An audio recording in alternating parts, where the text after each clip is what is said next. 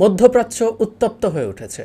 In fact মধ্যপ্রাচ্য সবসময় উত্তপ্তই থাকে। সেই উত্তাপ গত কিছুদিনে অনেক বেড়েছে এবং বিশেষ করে গত 2 দিনে এই উত্তাপের পরিমাণটা এতটাই বেড়েছে যে এই প্রশ্ন আমাদের সামনে আসছে, ইরান ইসরায়েল যে উত্তেজনা চলছে সেটা দুই দেশের মধ্যে সরাসরি কোনো যুদ্ধ এবং টু বি স্পেসিফিক একটা রিজিওনাল ওয়ারে রূপ নেবে কিনা, এই প্রশ্নগুলো ঘুরে বেড়াচ্ছে। আমি পুরো ইস্যুটা নিয়ে ডিটেইলড কথা বলতে চাই, কিন্তু আমি অনেক বেশি বড় ভিডিও হয়ে যাক সেটা চাইছি না, তাই দুটো কিস্তিতে আমি কথাগুলো বলবো। প্রথম, আজ ইনফ্যাক্ট গতকাল ইরান ইসরায়েলের ওপরে হামলা করার পর, সরাসরি হামলা করার পর এই মুহূর্তে দাঁড়িয়ে কার পরিস্থিতি কী, কে জিতেছে কে হেরেছে সেটা একটু অ্যানালাইজ করতে চাই। পরবর্তী ভিডিওতে এটা দুই দেশের মধ্যে কি একটা সরাসরি সর্বাত্মক যুদ্ধের রূপ নেবে, বা আরেকটু বাড়ি যেটা বলছিলাম, অনেকে বলছে যেটা একটা রিজিওনাল ওয়ারে পরিণত হবে, সেটা নিয়ে আমি আরেকটা ভিডিও করব খুব দ্রুত। আর যেহেতু আমার এই ভিডিওটা মূলত করছে আমি জাহেদ স্ট্রাইকার জিও পলিটিক্সের জন্য, কিন্তু যেহেতু আমার জাহেদ স্ট্রাইকের অনেক ভিউয়ারও এই বিষয়ে আগ্রহী, বাংলাদেশের মানুষজন ইসরায়েলের ইস্যুতে খুবই মনোযোগী, সে কারণে আমি সেখানেও ভিডিওটা পোস্ট করব। যাই হোক, শুরু করি, সর্বশেষ পরিস্থিতি দিয়ে শুরু করি, তারপর পেছনে গিয়ে একটু বুঝতে চাইব কে জিতেছে কে হেরেছে। অ্যাপারেন্টলি আগে পক্ষগুলো যদি দেখতে চাই, অ্যাপারেন্টলি এখানে দুটো পক্ষকে আমরা দেখছি, ইরান এবং ইসরায়েল, কিন্তু এখানে আরেকটা পক্ষ আসলে অঘোষিত না, একেবারে ঘোষিতভাবেই আছে, সেটা হলো আমেরিকা। সো আমরা এই 3 দেশের কার কী পরিস্থিতি সেই আলোচনাটাই করব। আমেরিকা ইসরায়েলের ইস্যুতে আমেরিকাকে জড়াতে হবেই, এবং তার যে গ্লোবাল ডমিনেন্স, গ্লোবাল হেজিমনি, তার পার্ট হিসাবে তাকে আসলে এখানে কোনো না কোনো ফর্মে রোল প্লে করতেই হবে, এবং একটা নাজুক পরিস্থিতিও তার জন্য তৈরি হয়েছে, এতে কোনো সন্দেহ নেই। যাই হোক, সর্বশেষ ঘটনাটা দিয়ে শুরু করি। আমরা জানি ইরান গতকাল ইসরায়েলের মাটিতে সরাসরি ইরানের মাটি থেকে হামলা করেছে। সরাসরি 3 ধরনের অস্ত্র দিয়ে হামলা করেছে। একটা হচ্ছে ড্রোন ছিল এবং মিসাইল ছিল, 2 ধরনের বলা যায়, কিন্তু এই মিসাইলগুলোর মধ্যে দুটো ভিন্নতা আছে। আমি যারা জিও পলিটিক্স বুঝতে চান, ইন্টারন্যাশনাল পলিটিক্স বুঝতে চান, তাদেরকে আমি অস্ত্র সম্পর্কে আমি অনেকবার বলেছি, খুব বিস্তারিতভাবে জানা উচিত। 2 ধরনের মিসাইলই, আসল মিসাইল 2 ধরনেরই আছে, একটা হচ্ছে ব্যালিস্টিক মিসাইল আর একটা হচ্ছে ক্রুজ মিসাইল। এরা 2 ধরনের মিসাইল দিয়েই অ্যাটাক করেছে। আমি, আপনারা জানো, আমার জিও পলিটিক্স চ্যানেলটা রেগুলারলি দেখেন, তাদের হয়তো মনে থাকার কথা, আমি ইসরায়েল রাশিয়া ইউক্রেন ওয়ারের সময় ইউক্রেনকে যখন ব্রিটেন স্টর্ম শ্যাডো মিসাইল দিয়েছিল, যেটা একটা ক্রুজ মিসাইল, সেদিন আমি বুঝিয়েছিলাম আসলে ক্রুজ মিসাইল কি। এটা আজ আর আসলে ওই জায়গায় যাচ্ছি না, কোনো একদিন হয়তো আপনাদের অনেকেরই আগ্রহ আছে, আমাকে জানিয়েছিলেন, এগুলো নিয়ে কথা বলবো। যাই হোক, 3 ধরনের অস্ত্র মিলিয়ে 300-র বেশি অস্ত্র ইসরায়েলে হামলা করেছে, এবং ইসরায়েলের ভাষ্যমতে 99% ওয়াজ ইন্টারসেপ্টেড, মানে এগুলো আকাশেই ধ্বংস করে দেওয়া হয়েছে। আমরা জানি ইসরায়েলের পৃথিবীর সবচেয়ে আধুনিক বা সবচেয়ে সক্ষম 2টো আকাশ প্রতিরক্ষা ব্যবস্থা আছে, স্টর্ম শ্যাডো এবং অ্যারো। 2টা ভিন্ন রেঞ্জ এবং ভিন্ন ধরনের বস্তুর জন্য করা হয়, তারা এটা করে দিয়েছে। কিন্তু কিছু এসে পড়েছে এবং একটা স্পেসিফিক জায়গায় আক্রমণ, মানে লক্ষ্যভেদ করতে পারাটা একটা বড় ব্যাপার। সেটা হচ্ছে নেভাটিম, একটা এয়ারবেস আছে, সেখানে অন্তত 7টা ব্যালিস্টিক মিসাইল এসে পড়েছে। আপাতত এটুকু জানিয়ে রাখি, ক্রুজ মিসাইলের চাইতে ব্যালিস্টিক মিসাইলের স্পিড অনেক বেশি হয়। যদিও ক্রুজ মিসাইল যতটা নিয়ন্ত্রণ করা যায়, ব্যালিস্টিক মিসাইলভাবে নিয়ন্ত্রণ করা যায় না, কিন্তু স্পিড অনেক বেশি। যাই হোক, 7টা ব্যালিস্টিক মিসাইল এসে, সংখ্যাটা এদিক সেদিক হয় কিছুটা, মোটা দাগে এরকম এসে ওই এয়ারবেসে পড়েছে। এই হচ্ছে মোটা দাগের অবস্থা। এবং এই অস্ত্রগুলো যখন উড়ে আসছিল তখন আমেরিকা এইগুলো ইন্টারসেপ্ট করায় সাহায্য করেছে। আমেরিকা, মানে যখন ইরান অ্যাটাক করবে এরকম পরিস্থিতি হয়েছিল, আমেরিকা বলেছে সে ইসরায়েলের পাশে থাকবে। আয়রন ক্ল্যাড বলে, যে একেবারে ইস্পাত দৃঢ় একটা সমর্থন তাকে দেয় এবং থাকবে। এবং আমরা এর মধ্যে হয়তো খেয়াল করেছি আরেকটা আরব দেশ এই ইন্টারসেপশন করেছে, সেটা হচ্ছে জর্ডান। আমরা আরেকটা কথা একটু বলে রাখি, যারা জিও পলিটিক্স নিয়ে ইন্টারেস্টেড তারা মন দিয়ে ম্যাপ দেখে রাখবেন, যেসব জায়গায় টাফ সিচুয়েশন আছে ম্যাপ দেখবেন। আপনি খেয়াল করলেই দেখবেন যে ইরান থেকে যদি মিসাইল উড়ে ইসরায়েলে যেতে হয়, তাহলে 2টো দেশ হচ্ছে আপনার আকাশসীমা আপনার ইউজ করতেই হবে, সেটা হচ্ছে জর্ডান এবং সিরিয়া। যাই হোক, জর্ডান ইন্টারসেপ্ট করেছে এবং জর্ডান যৌক্তিকভাবেই বলতে পারে যে আমি আমার আকাশ সীমা ব্যবহার করে কাউকে আরেক দেশ আক্রমণ করতে দেব না, যদিও কেউ কেউ জর্ডানের এই আচরণকে ইসরায়েলের সরাসরি পক্ষচারণ বলছেন। এটাকে এভাবে দেখা যায়। অ্যাট দ্য সেম টাইম আপনি এভাবেও দেখতে পারেন যে আপনি আপনার স্বাধীন সার্বভৌম আকাশ ব্যবহার করে একটা যুদ্ধের পরিস্থিতিকে আপনি সমর্থন করছেন না, সেটা হতে পারে। আর সিরিয়ার কথা বলাই বাহুল্য, আমরা জানি যে সিরিয়াতে যে সরকারটা আছে বাশার আল আসাদের সরকার, সেটা অত্যন্ত ইরানি সমর্থক সরকার, সুতরাং তাদের দিক থেকে তো কোনো সমস্যা নেই। যাই হোক, এই ঘটনাটা ঘটলো। কেন ঘটলো ঘটনাটা আমরা জানি অনেকেই। সেটা হচ্ছে সিরিয়াতে যে ইরানি কনসুলেট আছে সেখানে ইসরায়েল হামলা করেছিল।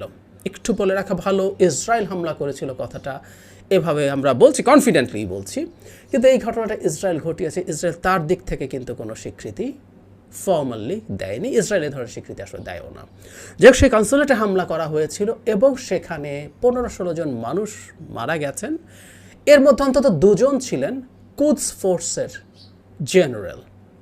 আমি রিপিট করছি, কুদস ফোর্সের জেনারেল।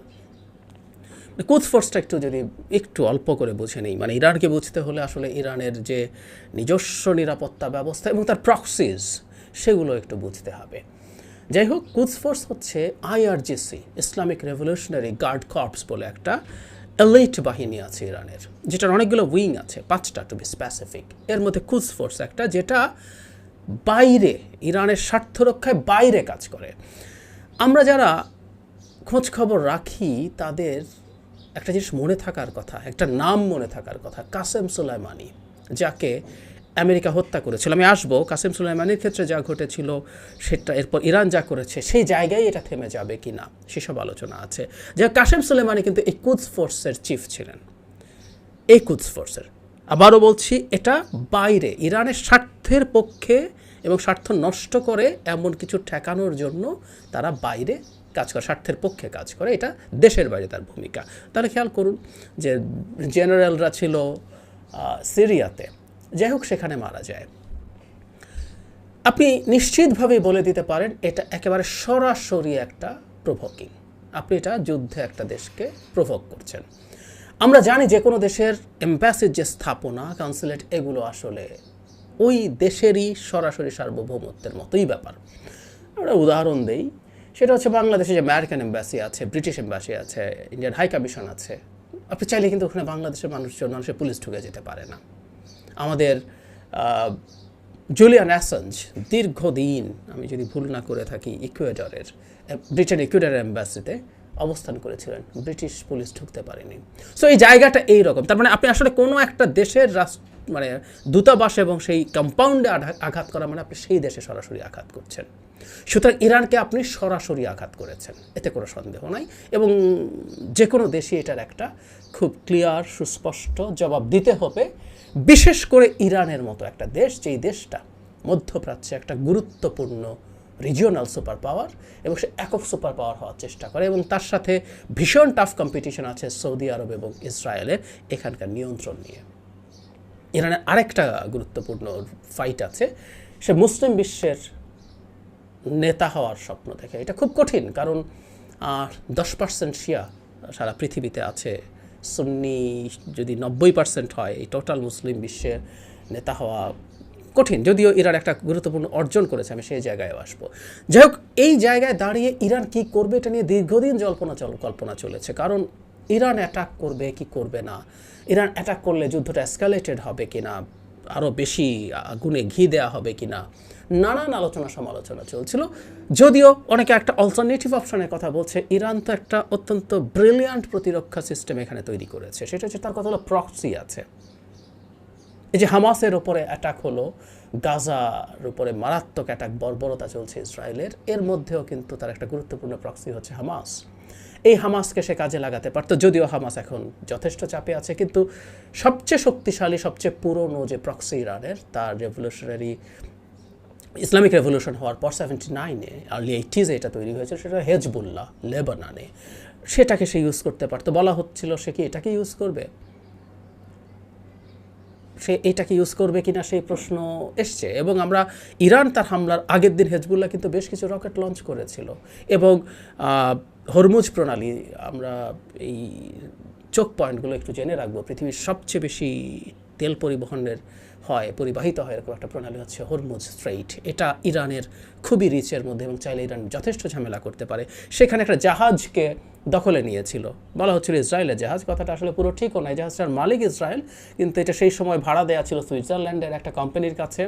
সেটা ইউএই থেকে ভারতে পণ্য নিয়ে যাচ্ছিল এবং ওটার মধ্যে কোনো ইসরায়েলি নাবিক ছিল না। যাই হোক, এটা দখল করার পর অনেকে মনে করছে এটাই কি রিটালিয়েশন কিনা, বা সে শুধু তার প্রক্সি ইউজ করবে কিনা, হুথিদেরকে দিয়ে ইয়েমেনের, সেটাও তার প্রক্সি, তাকে দিয়ে আবারও তার ওই যে রেড সির যে জলপথ আছে, বাবাল মানদেব যে স্ট্রেইট, সেখানে ঝামেলা করাবে কিনা, আরও বাড়াবে কিনা, এসব বলা হচ্ছিল।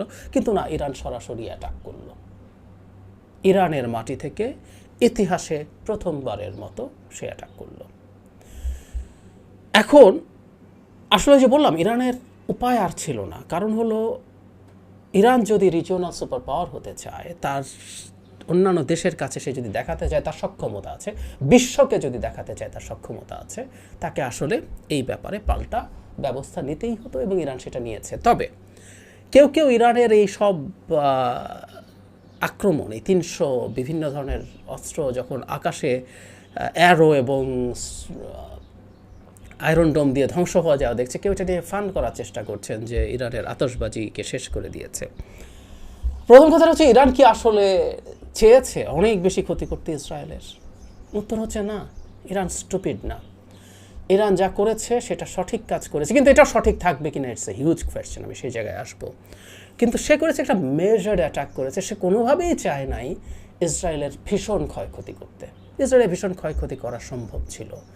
300 না 3000 মিসাইল এবং ড্রোন পাঠাতে পারতো ইরান, এবং অল আউট রকেট অ্যাটাক করাতে পারতো হেজবুল্লাহকে দিয়ে। ফলে যেটা হতো, ইসরায়েলের আয়রন ডোম এবং অ্যারো অত্যন্ত সফিস্টিকেটেড এবং অত্যন্ত নির্ভুল, আমরা বলবো। এই 98-99% অ্যাকিউরেসি আছে দাবি করা হয়, 90% যদি হিউজলি অ্যাকিউরেট।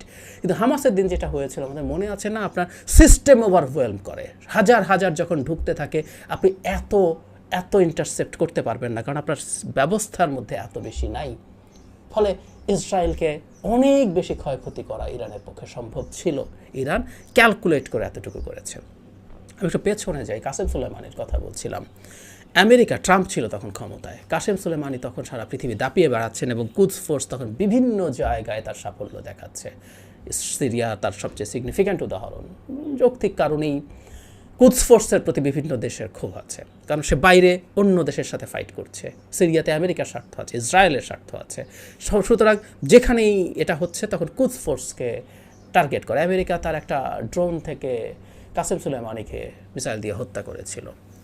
ইরান তখন খুব মেজার্ড একটা অ্যাটাক করেছিল আমেরিকান একটা মিলিটারি স্থাপনাতে ইরাকে, সেটা গিয়ে কিছু ক্ষয়ক্ষতি করেছে এবং আমেরিকা ওটুকু অ্যাকসেপ্ট করেছে, যেহেতু মেজর কোনো ক্যাজুয়ালিটি হয় নাই। এবং ওই অ্যাটাকটা, ইরান ওই অ্যাটাক করে আরেকটা জিনিসও দেখাতে পারলো, they have got very precise missiles, যেগুলো খুব সরাসরি ভালোভাবে গিয়ে টার্গেটে আঘাত করতে পারে।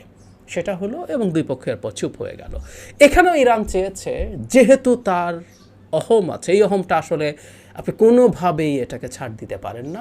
সে একটা মেজার্ড অ্যাটাক করলো, ইসরায়েলের ভীষণ ক্ষয়ক্ষতি হয়ে যাক, সে সেটা নিজেও চায় নাই। করতে চাইলে সে করতে পারতো, আই রিপিট, কিন্তু সে করতে চায় নাই। সে চেয়েছে এটা হোক, এবং বিশেষ করে নেভাটিম যে এয়ার বেস আছে, এই অ্যাটাকটা ইরানকে একটু মুখ রক্ষার জায়গা দিয়েছে। ইরানে যথেষ্ট গর্ববোধ করা হচ্ছে এটা নিয়ে, সেখানে মিডিয়াতে, সাধারণ মানুষও। কারণ এই এয়ার বেসটাতেই ইসরায়েলের F-35 এয়ারক্রাফটগুলো থাকে। আমরা জানি আমেরিকার 5th জেনারেশন এয়ারক্রাফটের মধ্যে দুটো আছে, F-22 আর F-35। আমেরিকা F-22 কারো কাছে আজ পর্যন্ত বিক্রি করেনি, কাউকে দেয়নি। সে তার নেটো মেম্বারদেরকে, জাপান এরকম এবং ইসরায়েলের মতো কিছু বন্ধুদেরকে F-35 দিয়েছে। এই F-35ই আসলে উড়ে গিয়ে সিরিয়াতে ওই কনসুলেটে অ্যাটাক করেছে। সুতরাং যেই বিমান যে বেস থেকে উড়ে গিয়ে অ্যাটাক করেছে, সেই বেসে কিছু ব্যালিস্টিক মিসাইল ফেলতে পারা এবং সেগুলো কিছু ক্ষয়ক্ষতি করা ইরানকে এক ধরনের বিজয়ের অনুভূতি দেবে। এই পর্যায়ে থেমে গেলে আসলে ইরানের একটা বড় জয় আছে। বড় জয়টা এরকম, নিজের মাটি থেকে সে প্রথমবার ইসরায়েলকে অ্যাটাক করলো। সে দেখাতেও পারলো 1,500 থেকে, মানে লিস্ট দূরত্ব হচ্ছে ইরান থেকে যদি যে কোনো কিছু উড়ে যায় 1,500 কিলোমিটার। এটা বিভিন্ন টার্গেট যদি হিসাব করেন প্রায় 2,000 কিলোমিটার পর্যন্ত ইরান বিভিন্ন টার্গেটে তার অস্ত্র পাঠিয়েছে এবং নিজ মাটি থেকে পাঠিয়েছে। এটা ইরানের বিজয় এবং কিছু ওই যে বললাম ওই বেসটাকে কিছুটা ক্ষয়ক্ষতি করতে পারা তার এক ধরনের স্ট্র্যাটেজিক টার্গেট সে ফুলফিল করতে পারছে বলে মনে হবে। এবং ইসরায়েলের মাটিতে হামলা ইরানের পক্ষ থেকে করেছে, ইরানের জয় আছে। এবং ওই যে বললাম বাংলাদেশেও ইরানের ভীষণ বন্দনা দেখে, যদিও বাংলাদেশে শিয়াদের বিরুদ্ধে নানা রকম কথাবার্তা বলা হয়, কিন্তু ইরানের এই স্টেপ অনেককে বেশ প্রশংসায় ভাসাচ্ছে এবং সারা আরব বিশ্বসহ অন্যান্য জায়গায়, বিশেষ করে বিশ্বের বিভিন্ন জায়গায় যেসব মুসলিম দেশ আছে, মুসলিমরা আছে, তারা ইরানকে সাধুবাদ জানাচ্ছে। ইসরায়েলকে সে অ্যাটাক করেছে। এর আগেও হামাস হোক, তারপরে হেজবুল্লাহ হোক, এরা প্রত্যেকে ইরানের প্রক্সি, যেহেতু ইরানের এই প্রশংসাটা ছিল। সুতরাং নেতা হয়ে যাওয়া তার পক্ষে সম্ভব না, কিন্তু তার প্রতি পজিটিভ অ্যাটিটিউড মুসলিম বিশ্বে আরও বাড়ছে। শুধু নিজের দেশ না, বিরাট অর্জন, কোনো সন্দেহ নাই। আমেরিকাও এখন জায়গায় যদি শেষ হয়ে যায়, জনাব জো বাইডেন খুশি থাকার কথা। একটা অল আউট যুদ্ধ শুরু হয়ে যাক, এটা আমেরিকার জন্য খুবই টাফ। এবং সত্যিকার অর্থে হামাসের অ্যাটাকের পর থেকে Biden is in a Real problem, কারণ ইসরায়েলের পাশে তার থাকতে হবে। কিন্তু ইসরায়েল যা করছে ওখানে, সেটার কারণে একটা নির্বাচন সামনে রাখছেন। ডেমোক্র্যাটদের ভোটারদের মধ্যে প্রচুর মুসলিম ভোটার্স আছে। এই মুসলিম ভোটাররা বাইডেনকে, ট্রেডিশনালি তারা ডেমোক্র্যাটদেরকে ভোট দেয়, সেই ভোট তিনি পাবেন কি না পাবেন এই প্রশ্ন তৈরি হয়ে গেছে। সুতরাং এই যুদ্ধটা এসকালেট করলে বাইডেনের জন্য ক্ষতি আছে। সেই কারণে উনি এখানে যদি থেমে যায়, উনি বারবার ইসরায়েলকে রিস্ট্রিক্ট করার চেষ্টা করছেন যে ফার্দার কোনো আক্রমণে আমেরিকা পাশে থাকবে না, কিন্তু উনি সেই চেষ্টা করছেন। জানি না সেটা হবে কি না, আমি বলছি সেটা নিয়ে আমার অ্যানালিসিস আমি আরেকটা ভিডিওতে বলবো। বাইডেনও এই জায়গায় যদি শেষ হয়ে যায়, একটা মোটামুটি ভালো জায়গায় আছে বলা যাবে। বিরাট সমস্যা আছে আসলে নেতানিয়াহুর। ইরানের মাটি থেকে ইসরায়েলে অ্যাটাক করা হয়েছে, ইসরায়েলের মাটিতে সরাসরি, আনপ্রেসিডেন্টেড। এই দুই দেশ জন্মের পর থেকে, 79 সালে ইরানের জন্মের পর থেকে কথাটা ঠিক না, ইসরায়েল রাষ্ট্র তৈরি হওয়ার পর আমরা অনেকেই জানি না, ইরান সেকেন্ড মুসলিম কান্ট্রি যে ইসরায়েলকে স্বীকৃতি দিয়েছিল। প্রথমটা কিন্তু টার্কি। আমাদের অনেকের এখন মুসলিম বিশ্বের নেতা বানাতে চাইছি টার্কিকে। টার্কির সাথে ইসরায়েলের ডিপ্লোম্যাটিক রিলেশন প্রথম মুসলিম দেশ হিসেবে, এবং এটা এখনও আছে। ধরে নিলাম আগে খারাপ লোকজন ছিল, কেমাল আতাতুর্করা ছিল, এখন তো বিরাট ইসলামিস্ট এরদোয়ান আছে, উনি সেটা ছিন্ন করেন নাই। যাই হোক, ইরান তার যে ইসলামিক রেভলিউশন তারপর থেকে চরম শত্রুতে পরিণত হয়েছে। কিন্তু কোনোদিন ইরান, একসময় তো নিশ্চিতভাবে সক্ষমতাও ছিল না, কিন্তু সক্ষমতা হওয়ার পরও ইরান এই কাজটা করে নাই। সুতরাং নেতানিয়াহুর পক্ষে এটা হজম করা কঠিন। আর তার চেয়ে বড় কথা, নেতানিয়াহু আসলে যে কারণে এই হামলাটা করেছিলেন সিরিয়াতে, সেই কারণটা এখনও আছে।